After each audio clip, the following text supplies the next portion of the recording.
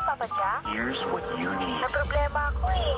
Usapang strictly for the heart. Damdamin mo'y pakikinggan, mabuti na patawag ka. Nakakabaliw, nakakaaliw, hindi mo maintindihan.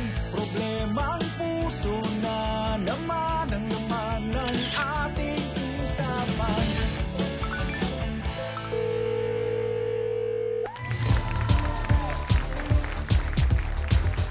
Hi, good evening! Welcome! Hello po mga kaibigan sa lahat po ng mga dalaga. Good evening po sa lahat ng mga binata mga kaibigan na na-wrong sense sa jowa nila. Ay, ang hirap ipaliwanag yan. Ang hirap sabihin sa jowa mo na huwag ka na magselos, lalo pag may pinaghuhugutan naman. Ano nga ba ang jealousy? Well, mga kaibigan, ang pagsiselos, para sa akin, ibig sabihin is the fear of losing someone. Na baka sa paningin niya, may mas gwapo at mas maganda. More than you. But ang selos mga kaibigan, healthy naman yan. Ngayon mo lang ng tama, huwag labis-labis. Ang mga tao mahal daw natin ay parang isang dakot ng palay. Pag hinawakan mo ng sobrang higpit, kakawala sa kamay, pag sakto lang, sayong-sayo yan. Sa mga mapinaghasilosan, baka mamaya wala kang basihan. Sa mga napagbibintangan, at kung wala ka namang ginawa, hindi naman siguro kalabisan na magsabing, huwag ka na magselos, alam mo bang ikaw ang pinakamahal ko? Tsaka, kung nagselos, at least nagselos, mahal ka. Yeah, kinilig. Yay! Malakpak naman kayo! Salamat, nakaramdam kayo! Thank you! Magandang gabi, mga ka-love-struck. Bago yan ha. At mga callers natin, welcome sa show na kung saan pag-ibig ang bida. At ako yung cute, pero love ang pinag-uusapan. Tigas ng mukha. Samahan niyo ako at ang ating special guest ngayong gabing ito. Ang ating caller, mga kaibigan, at ang umati ka buong usapan. Of course, mamaya tayo magbabasa rin ng sulat ha, sa ating the letter portion. Ang ating guest ngayon ay napakaganda, napaka-sexy, napakahusay na actress. Please welcome, Miss Bianca King! Yay! Nakakabe! Ma'am, thank you very much. Maraming salamat po. Happy. Salamat sa pag-imbita. I'm happy na nakarating ka po. Masaya din ako na imbitahan ako dito. Yeah. Naks. It's my first time na makakwento. Ako rin, first time ko na makakwentuhan ka. Lagi may first time. Kamusta po? Mabuti naman. Mabuti naman. Mm-mm. What is love? What is love? Love makes the world go round. Gusto mo ng cliche, ha? Naniniwala ka ba sa puppy love? Yeah, syempre, dumaan din. Lahat naman tayo dumaan dun, eh. Miss Bianca, tonight, I'd like to invite you to samahan mo ako. Okay. Pag-usapan natin yung usaping pag-ibig. Which I think, mga kaibigan, ay ekonomiya, darating yung time masasolve yan ang pag-ibig. Pareho pa rin yung mga tanong, no? Yung mga tanong na paano mag-move on, paano ko siya kakalimutan. Nako, pag move on, marami ako mako-contribute dyan. Actually, may blog kasi ako, biancaking.com. Really? Yes. The Closet Housewife siya, but the address is www.biancaking.com. And kaka-publish ko lang ng isang tinatawag kong artikulong sinulat ko na Heartbreak Manifesto. So, bali, sinulat ko siya 2 years ago nung naka-experience ako ng siguro pinakamatinding Sino to heartache lalaking na to? akala kong ikakamatay ko na. So, Sa ganda mong yan, mayroon nakagawa sa inyan? oh, marami na. Mga lalaki talaga. Oo. Vulnerable ako eh. So yun, sumulat ako ng Heartbreak Manifesto ko. Basically, parang like, ano siya, parang thoughts, guidelines, tips of how to unbreak your broken heart. Yan. So yun. How? Mahaba siya eh. Basta parang kailangan pumunta sila sa biancaking.com para mabasa siya. But basically, sinulat ko siya. Nag-travel ako mag-isa for 7 weeks. Pumunta ako sa 6 na cities mag-isa. No way. And then, sinulat ko siya sa isang bus ride. 3-hour bus ride siya. As in, dire-diretso lang. And since then, hindi ko siya pinalitan. Kumbaga, kung ano yung stream of thought ko, nung time na yon, yun yung lumabas. And na-publish siya sa Meg Magazine. Well, amazing. But ang lalim ng sugat, ha? Malalim. Para gawin mo yun, di ba? Actually, hindi na. Nung time na yun lang. Pero ngayon, naisip ko, wala lang yun. Hindi mo naalala? Hindi, wala lang siya. Wala lang siya. Nung time na yun, syempre, akala ko mamamatay na ako sa lungkot. Pero ngayon, wala lang. Babalikan kita, Miss Bianca. Mga kaibigan, meron tayong caller sa kabilang line. Kausapin ko lang. Go lang. Alright. Hi! Hello, good evening. Good evening. Ano pangalan po nila? Aljed. Aljed. Ilang taong ka na? 44. 44! Yeah. Anto ko, 44 ka na. Mag-uusap pa tayo. May love life ka pa din? Meron naman, palagay mo sa akin. Kaya nga ako tumawag eh. Bakit? Broken-hearted ka? Oo, ganun lang nga. Ay, sus. Sige, pag-usapan natin na. Meron akong magandang kasama dito at tignan, kayo ba kasi ang punto di vista ng lalaki sa babae? When it comes to kung sino saktan, sino may kasalanan, bakit awi sa ganito. Pag-usapan natin, Brad, diyan ka lamang, ha? Okay, sige. Mamaya pa, abangan. Ang pagbabalik, your Papa. Jack will be right back. Wag, Brad. Wag mong tanongin sarili mo. Sumagot niya, mag-usap kayong dalawa. Yun nga eh. Kaya nga sabi ko... I am back. Si Miss Bianca ay nasa dressing room at siya ay magmumuni-muni muna. Ngayong gabi, we have a caller at siya ay si Aljed ng Sampaloc. Hello, Aljed. Yes, hello. Good evening. Tama ba yung basa ko? 44 ka na? 44. May asawa ka? Separated. Oo. Pero hiwala. Pwede bang natin, i-qualify natin yung salitang separated? Okay lang? Sige. Okay. Iniwan ka, iniwan mo? Iniwan siya! Iniwan ako. Pag hindi masabi, di ba? Ang hirap tanggapin, no? Nakakabawas ng kapugihan, di ba? Oo, ang hirap kasi dahil siyempre kasal kami ng wife ko. Okay. Then nag-abroad. Then after ng mag-abroad, yun na yung time na nagkagulo-gulo na yung relasyon namin. So Gano'n ka talaga nagsama? almost 15 years. 15 years. Ilan anak? Yes. Isa. Lalaki. 16 years old na siya. So nagsama kayo kasi nagbuntis siya.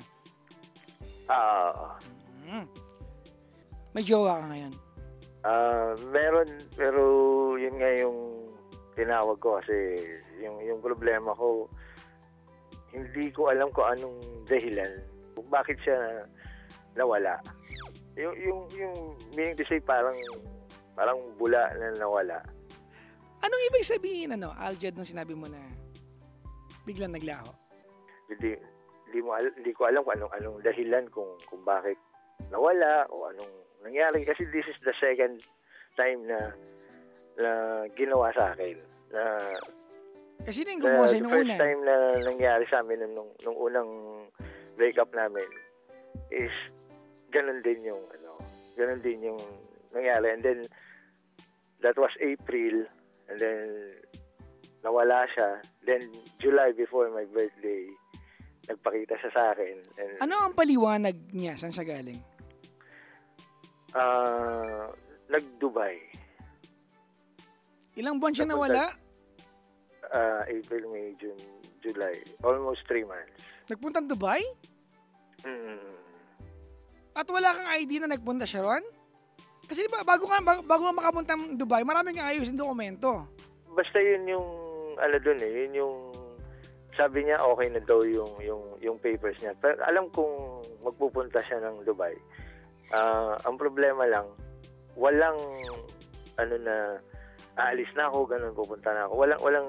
Walang ganun, basta nawalan ako ng communication. Bago yung araw na nawala siya, kasi umalis na siya, walang paramdam, wala kang napansin, wala kang nahalata, wala?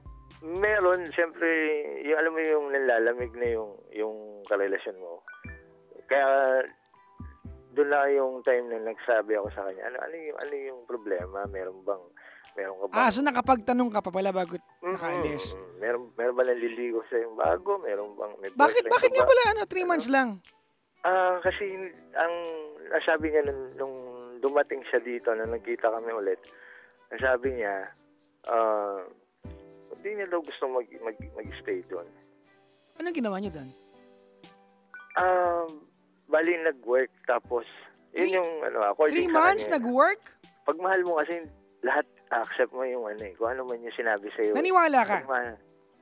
Of course, maniniwala. Meron bang kasi proof mahal sorry ko eh. Brad pero meron bang proof na galing talaga siyang Dubai?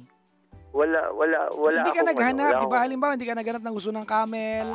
Kasi Wala, Dubai any pictures from Dubai, wala siyang Kaya nga mahirap talagang maniwala. Pero nagbalikan syempre, kayo.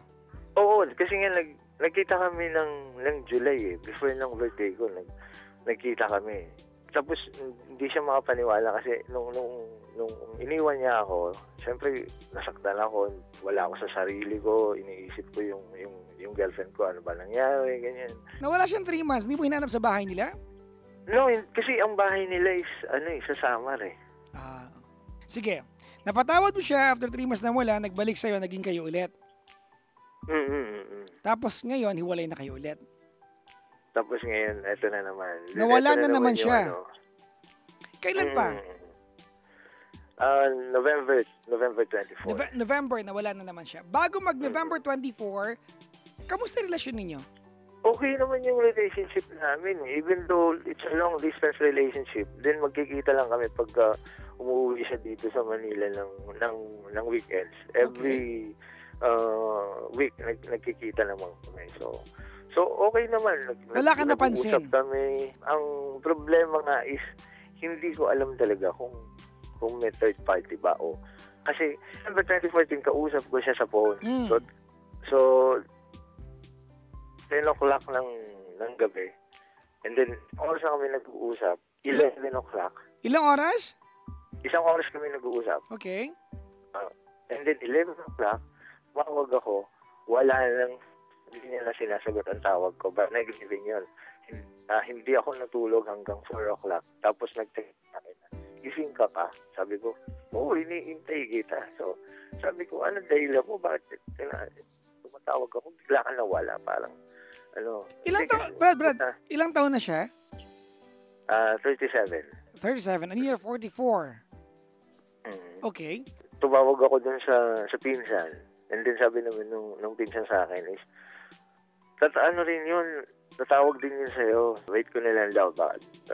Nagpapahinga lang, nagpapalamig lang yun, tatawag din. So, nawala siya November 24. And dalawa sa pinakamahalagang okasyon sa buong taon, di ba? Maliban sa birthdays ninyo, Pasko at Bagong Taon. Hindi nagparamdam. Oo. Anong tanong mo sa akin ngayon? Ang tatanong ko kasi sa iyo kung do I have to move on or do I have to wait for her call na makapag-usap kami. Kasi ang hirap kong bitawan yung girlfriend ko, no? Na siyempre mahal ko eh. Ang inano ko hindi mo naman siya kailangan bitawan, Brad, kasi hindi mo na hawak eh. Yun nga eh. Kaya kailangan ko pa ba talagang maging martir? Sabi nga nila, kahit sa lalaki pala, nangyayari yung magpaka-martir ka. No? Naniniwala ka ba na ang pinakamasakit na goodbye or goodbyes ay yung mga hindi na may paliwanag? Oo, yun nga yun. Yung bigla na lang nawala. Doon ako lalong nasasaktan kasi wala akong alam kung anong dahilan. Etos mo yan. Imposibleng wala kang clue kung bakit. Brad, Aljed, sir. Boys kang iniwan, wala kang clue?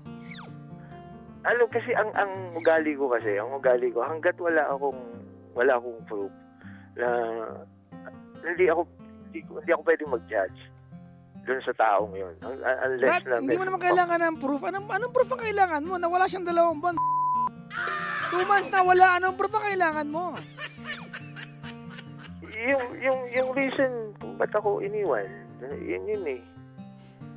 Ganun na lang ba yung relationship na pinanghahawakan namin? Sa'yo, siguro hindi. Because you're in pain. Sa kanya, oo, ganun na lang. Hindi ko alam, Brad, ganito, kung inabot na ba ng edad yung kabaitan mo at naghalo na sila? You are 44, di ba?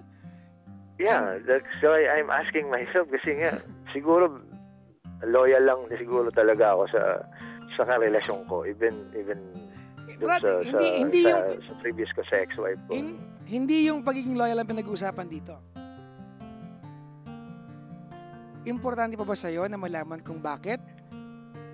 Oo naman, kailangan ko naman malaman kung anong dahilan sa Paano Aljit kung wala talagang dahilan? Paano kung ang ginawa niya kasi alam niyang kaya lang niya? Kasi alam niyang okay lang naman sa'yo. Di ba? Ito, balikan ko yung the first time na nangyari ito. Okay? Yung July. Brad, sabi, nagpunta ng Dubai. Mga kaibigan ng Dubai, wala po sa Commonwealth yan. Okay. Hindi ka pa pwedeng magsapatos, magsakles, mag-shorts na mahaba, magsando at tara sa Dubai. Hindi mo pa pwedeng gawin yan, Brad. Di ba? At naniwala ka sa kanya. Nakabalik siya sa buhay mo na naniniwala ka galing siyang Dubai. You cannot tell me na hindi ka naniniwala kasi wala ka nakita kasi pinabayaan mo siya. You allowed her to get away with it. 3 buwan na wala. 100 days. Tapos nagtatanong ka pa kung tutuloy ka o titigil ka na? Okay. Hindi natin kailangan nung kailangan sabihin pa sa'yo na tapos na ang lahat. Ang closure, Brad, ay luho yan. Hindi lahat magkakaroon yan.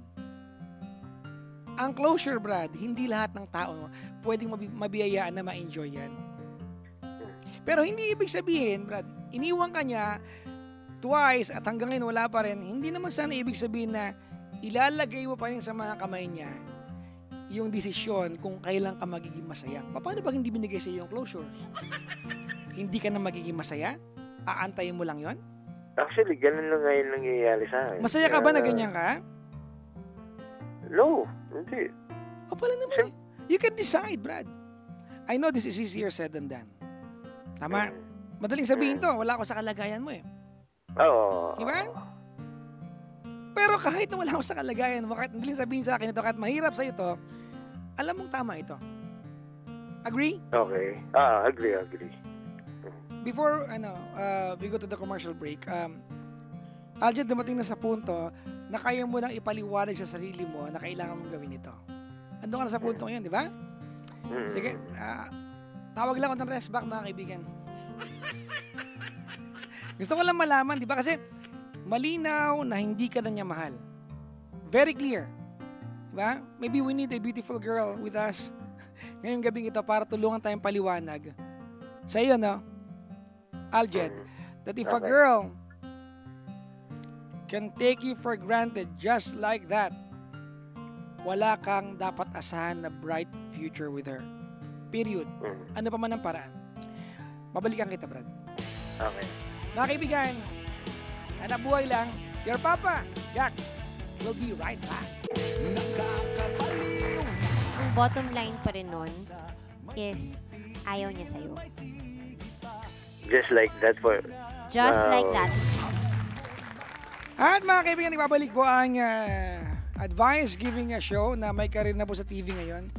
Kanina, kausap ko yung ating caller na sa kabilang line pa rin siya. Miss Bianca, narinig mo. Narinig ko. Twice iniwan. Hindi na importante ngayon o hindi na malaking tanong kung itutuloy ba o hindi kasi maliwanag naman na wag niya, di ba? Sa isang babae, ano yung pinaka pwede yung dahilan para gawin sa lalaki to? Twice! Simpleng-simple lang. Parehong dahilan din kung bakit gagawin ng isang lalaki sa isang babae. Bakit na naman nadamay kami dito? Kami ngayon, Ganun lang naman eh. Kasi, ano nga? okay, sorry na gagawin ko reference yung movie, pero totoo naman talaga eh. She's just not that into you. Hindi kanya gusto, hindi kanya mahal.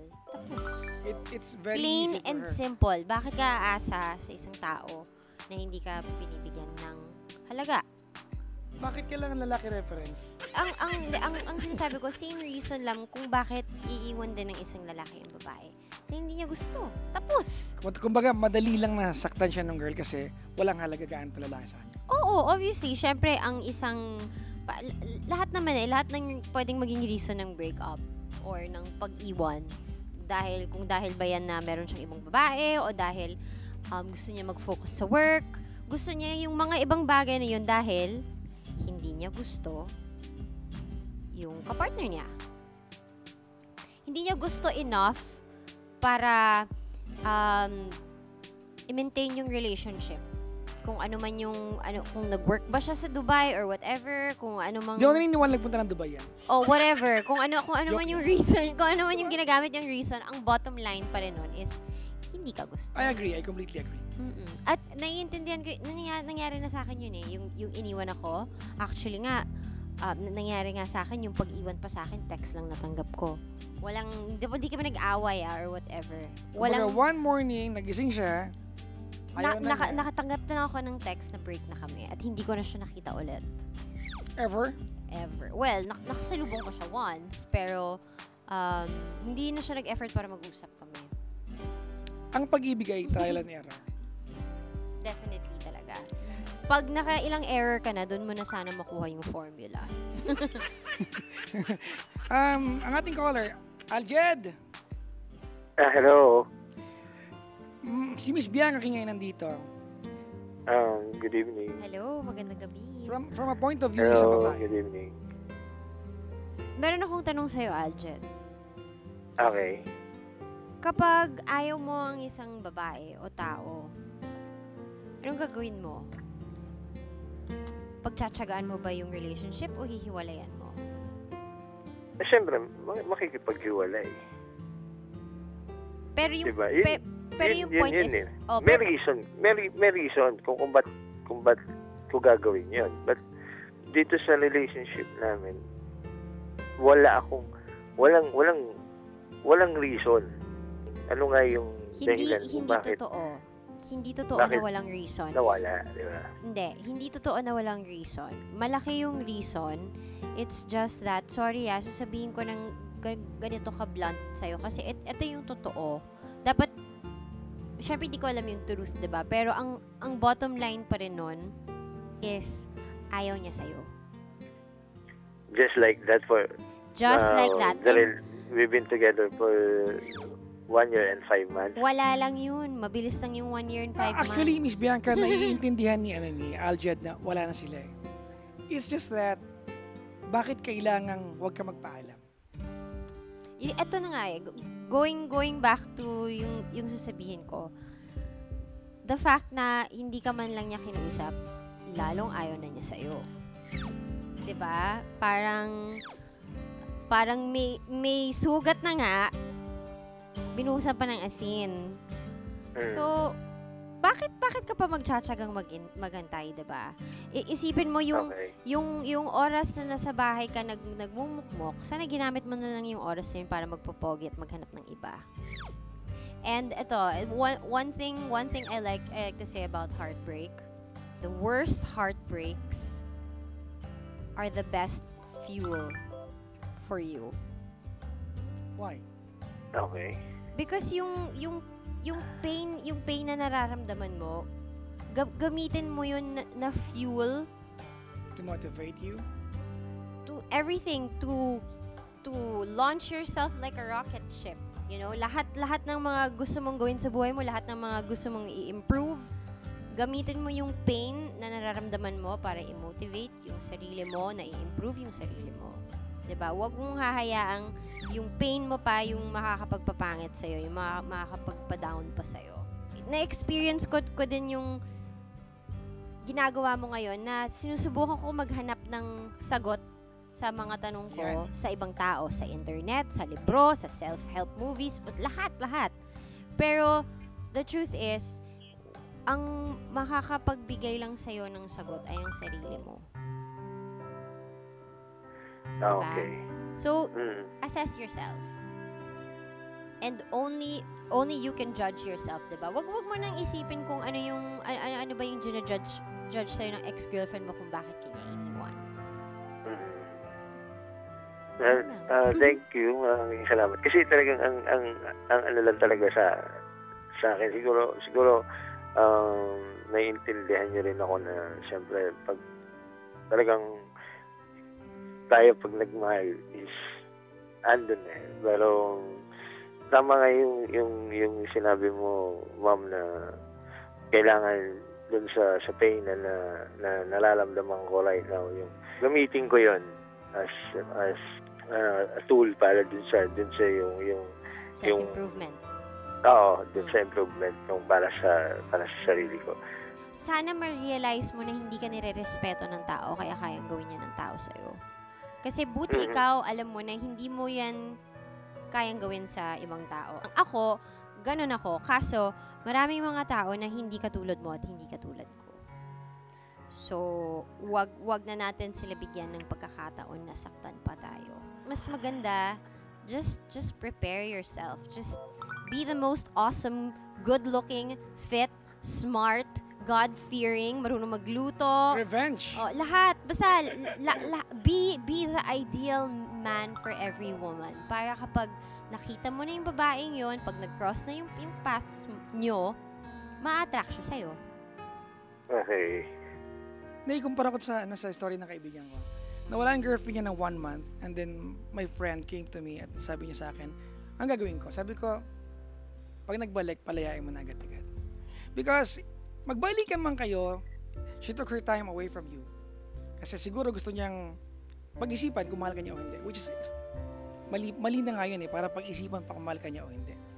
But, the mere fact, Brad, na iniwan ka niya, o iiwanan tayo ng partner natin, let alone sa'yo 2 beses, pagbalik niya, you are never gonna be the same person again. It will make you doubt yourself. It will make you feel that you are not enough for someone. Ang blessing nila siguro dito, Aljed, sa kwento mo, once upon a time, maybe someday you look back, marirealize mo na itong babaeng ito nang iwan sa'yo is, kung hindi man, ay babaeng tinuruan kang maging stupido. That's what happens mga kaibigan pag in love ka. You allow someone to make you feel that stupidity is okay. Hanggang magising ka na lang. And I hope with Miss Bianca here, telling you things, sana nagising ka. Nagising ka na ba? Oo, naman. Aljed, bago nga lang namin pakawalan, can I give you this opportunity para to say sorry, thank you, and goodbye sa babaeng ito. So, actually, kahit paano nasabi natin, na word out mo, na pinapakawalan mo siya. I want you to say sorry sa lahat ng bagay na nagmamali sa kanya. Hindi ka naman naging perfect. Thank you sa mga bagay na naituro niya sa'yo. And let's go. Ano pangalan niya? Bali, name niya is Tara. Yeah, go ahead. Start with the name. Yeah, if you're watching, Tara, just wanted to say sorry sa lahat ng mga nagawa ko. Kung ano man yung pinagsamahan natin, well, no regrets, and nagpapasalamat din ako sa iyo. Wish ko yung happiness mo, yung mga dreams mo para sa family mo. Like you said to me, yun nga, may pangarap ka sa pamilya mo. So, wish ko na matupad mo lahat yun. And always take care of yourself. That's it? Yeah. Maraming salamat, Aljed, sa pagtawag. Maraming salamat din, Aljed. At pagkatapos ng tawag na to, pumunta ka sa biancaking.com, basahin mo yung Heartbreak Manifesto ko. Basahin mo yung mga comments doon ng tao. Pag nabasa mo yung story ko doon, at nabasa mo yung mga comments after, nakakagaan ng loob. Kasi malalaman mo na you're not alone. It happens to everyone. And makakakuha ka din doon ng advice talaga kung anong gagawin mo from here on. Starting today. And there's life after pain. Life is better. Maraming salamat. Bye-bye, Aljed. Okay. Thank you. Alright. Mamaya tatanungin din kita. Sabi dito kasi kung what if sa'yo nangyari yung kay Aljed, ano gagawin mo? Mamaya masagutin na. Mga kaibigan, your Papa, Jack, will be right back. Sometimes nga, sa itsura, akala mo napakabait, tapos biglang te-text ka lang na break kayo, diba? And we are back. Obvious ba? Sa mga complicated po ang kanilang mga love stories sa mga kaibigan, ano nga ba ang ginagawa natin kapag komplikado ang relasyon? Do we just walk away from it or do you try to fix things? Well, I guess it will all boil down kung mahal mo ba o hindi na. Kasi kung hindi mo na mahal, it's very easy to walk away. Pero pag nasa kanya pa ang puso mo, gagawin mo lahat maayos lang. Miss Bianca, hypothetically, are you in love right now? I mean, you are so in love right now. Yes. What if your boyfriend right now would ask for a month of off sa relasyon niyo? Maintindihan mo? Yes, of course. Kung papaalam naman siya na maayos, okay. Do your thing, I'll do mine. Call me when you wanna talk. You're scary. I mean, for a guy, nakakatakot na may babae o magkakaroon ka ng karelasyon who can set you off at may iintindihan niya at di ka tatanay kung nasan ka. What am I supposed to do? Ba't mo kayo iwan? Hindi pwede. Dito ka lang. No, not that. Ano lang, kasi we Parang have... ang psycho. Lalo pa matakot yung lalaki nun. Baka nga, kasi ang lalaki, we have this need na maramdaman na may nagkahabol sa amin. It's within our nature. Okay. Bilang lalaki, Miss Bianca, gusto ko lang humingi sa'yo ng... Kasi I admired what you said kanina. Humingi sa'yo ng payo. Ano yung mga dapat hindi namin gawin sa inyo? Para... Ang lawak. Teka. I-connect ko lang sa caller natin. Para maiwasan namin yung ma-abandon kami. Yung mga pinakamalaking don'ts.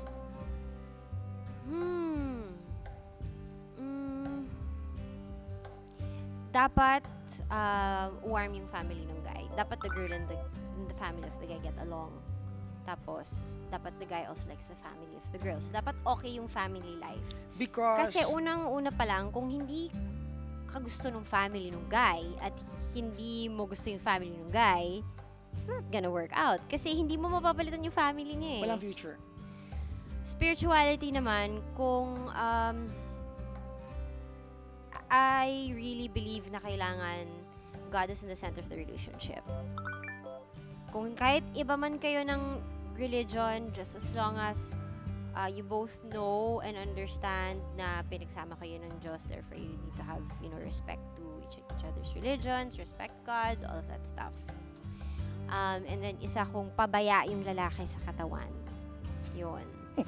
Hindi okay yun. Kasi, sa wakas, ano ang kahulugan ng pabaya ang lalaki sa katawan? For me, it has really nothing to do so much sa appearance ng tao. Kasi hindi naman ako nagja-judge talaga sa appearance. Pero kung pabaya ang lalaki sa panlabas niyang anyo, hindi siya nag-aayos, hindi siya nag-exercise, maraming psychological implications yon. It's emotional. Dapat emotionally available.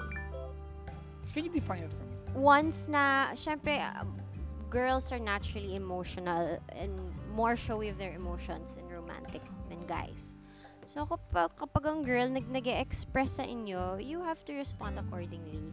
Diba? Don't try to be an alpha male na macho-macho na, you're too tough to entertain conversations about emotions. Rich is never a necessity. But hardworking and financially equipped is very important for a woman to see her future with you. Kaya ako tahimik kasi may inaantay ako. Ano? Yung hindi ka lolokohin, hindi mo sinabi. Hindi mo naman kasi mag-guarantee yun eh. But I was waiting for you to say that. Kasi di ba, yan lagi ang, di ba pag nagtanong ka ng babae in general, anong gusto mo sa lalaki? Laging lalabas yan. Honest. At hindi ko narinig sa'yo. And I am so glad na hindi ko narinig sa'yo. Kasi hindi mo naman ma-judge sa itsura ng tao. Lolokohin ako. Hindi ako lolokohin. Malalaman mo na lang yun later on eh. Diba? As sometimes nga, sa itsura, akala mo napakabait, tapos biglang te-text ka lang na break kayo, diba? Siya lang naman yun. You never can tell, unless it happens. Miss Bianca, I thank you so much. Thank you. I'll pray for you na sana yung love life mo ngayon. Hindi mo tayo magkakilala ng sobrang magkakilala, but I'll pray for you na sana. Kasi kung bakit mo nasabi lahat ng ganun sinabi mo ngayon is because you are inspired. You found someone who can make you realize and look at all the pains na pinagdaanan mo sa buhay sa mas magandang paraan.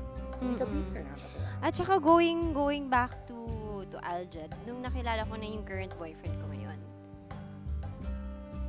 that's when I became thankful na iniwan ako. Kasi kung hindi ako iniwan, hindi ko siya mahanap. It all made sense. Nanonood siya. What will you tell him? Oh my God, ang dami kong pagpapasalamat sa kanya kasi he made me comfortable with who I am. Siya yung nagpa-realize sa akin na pwede ako maging secure sa sarili ko because he likes me for who I am. Pinuno niya yung binawas ng iba sa'yo. At higit pa. At saka marami ako Mahal na mahal, no? Oo na lang, pero higit pa. Thank you very much.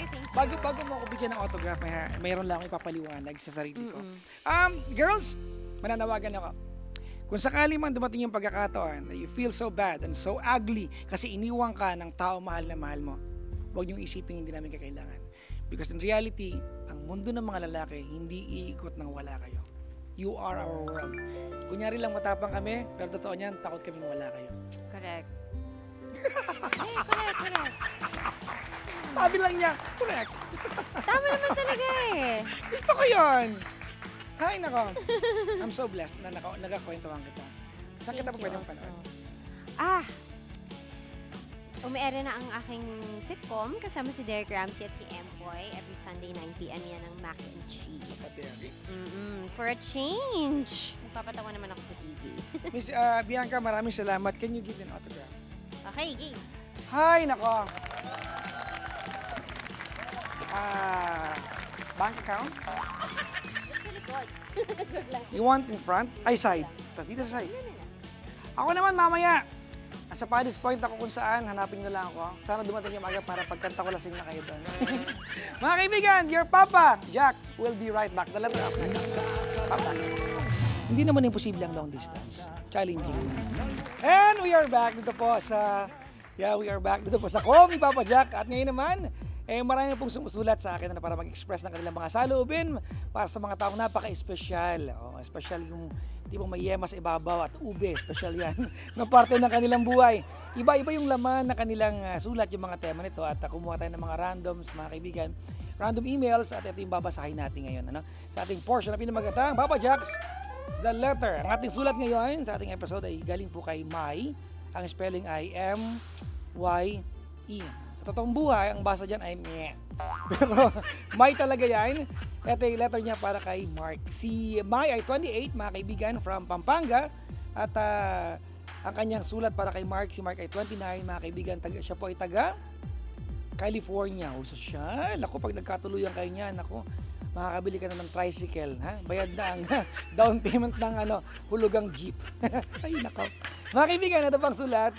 Ang kabuuan ng sulat ni Mai para kay Mark. Mark, mahal ko. Sana mapili itong liyam ko para ito sa regalo ko sa iyo sa birthday mo. Mahal ko, gusto kong sabihin sa iyo na napakalaki ng pasasalamat ko sa Diyos dahil sa wakas, ibinigay ka niya sa akin ang taong kailangan ko sa buhay. Salamat, mahal ko, kasi never kang napagod. I-expand ang pagbabahal mo para sa family ko, especially sa ate ko na isang special child. Salamat din kasi sa kabila ng mga tampuhan natin, nariyan ka pa rin. Magkasama tayong may natutuklasan at may natututunan sa buhay. When it comes to our relationship. Sa loob ng 4 na taon, kahit na naging in a long distance relationship tayo, ngayon, maaaring sa iba mahirap ito, pero sa atin, distansya ay numero lamang. What's important is how love can keep us closer. Sa pag-uwi mo, I'm looking forward to our future na kung saan excited na akong ipagluto ka. Alagaan ka at ang ating mga future kids dahil I know nasanay ka kasi na mamuhay independently. Pero now, hindi ka na mag-iisa dahil makakasama ka na tayong dalawa sa ating pagtanda. I love you so much and happy birthday to you. Naka, talaga naman, mga kaibigan. Ito po yung sulat na galing kay Mai para kay Mark na nasa California at pauwi na, Nakakatawang isipin, mga kaibigan, na pag-uwi ni Mark sa Pilipinas, umaate kabong lutuan ang gagawin ni Mai. Kahit naman sino gaganahan dyan. Aba naman kahit ako, di ba? Bakit pinggan maulam ko at maging panghimagas ko. Pero iba talaga, no? Iba talaga yung luto pag nagmamahal sa'yo yung nagluto niyan. Minsan nga kahit matabang, masarap pa rin eh. Pag may kasamang pagmamahal. Pag tinanong ka, ano Ricardo ng luto mo? Wala, pag-ibig ko lang. Pero dahil nandiyan ka pa lamang sa ibang bansa, Mark at Mai, magkalayo pa kayo, aba naman. Siyempre, dapat gumawa kayo ng mga paraan para maglapit pa rin kayo. Kailangan, sabi nga nila, actually walang sila, ako lang nagsabi nito, hindi naman imposible ang long distance. Challenging lang. Pero the world is now a smaller place because of technology. Sabi nga nila love can conquer everything. Uy, nga pala, napag-usapan na rin lang ang distansya, kung hirap na hirap ka natin, Mai, kasi wala pa si Mark. Baka ang iyong mga pang-budget ay pinambili mo pa ng Ricardo. Kung may piso ka at naka-talk and text ka, diba, segue, piso lang. May 10 minutes ka ng internet. Dito lamang sa Talk and Text. Kailangan ganito, Talk and Text, PisoNet. Mag-register ka lamang ha. Piso lang for 10 minutes, di ba? Saan ka pa mga kaibigan? Mag-Talk and Text PisoNet ka na. To know more about this, you can go to talkandtext.com.ph. Di ba? Wala sa script yan, pero memorize ko yan. Echos. Maraming salamat sa ating letter sender na si Mai. Ay nako, grabe mga kaibigan, napakasayang episode na naman ang ating tinapos. Sana nagkaroon ng kapararakan ng inyong gabi.